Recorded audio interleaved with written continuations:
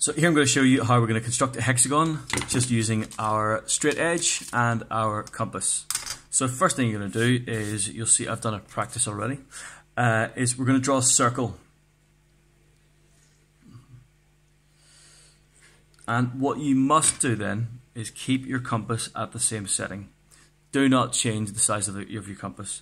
If you need to, go back and check that it still lies from the center to the actual circumference of it.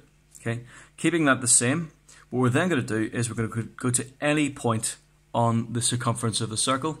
So it's going to go here, and all you're going to do is just make a little mark just right there,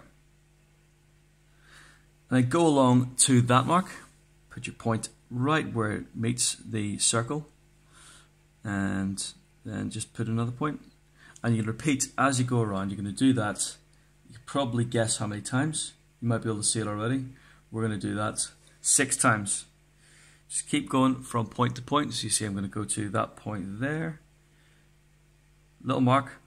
Again, you can do the full circle if you want to make it really messy, but you really don't have to. All you need is a little tiny mark which just meets the circumference of the circle. And then there it is. And if I go back to this, you will see that I've gone right back to where I started. So that means that this circumference of the circle has been divided into 6 equal parts. That means I can use that to draw my hexagon. All I'm now going to do is take the pencil, take my straight edge, and then remember, make sure it's nice and sharp, set it on one of your points, line it up, draw the first line for your hexagon. I'll draw it nice and bold so you can see it. I should have left that there, but there it is. Okay, so second point. Certain points connected, and so hopefully you can see that I've drawn a nice regular hexagon. Again, you can kind of try and draw it yourself using other methods. You could draw it by doing 6 equilateral triangles, but this is obviously much faster. And remember, when you're doing this, you've got to show your construction lines to show that you actually use the correct method.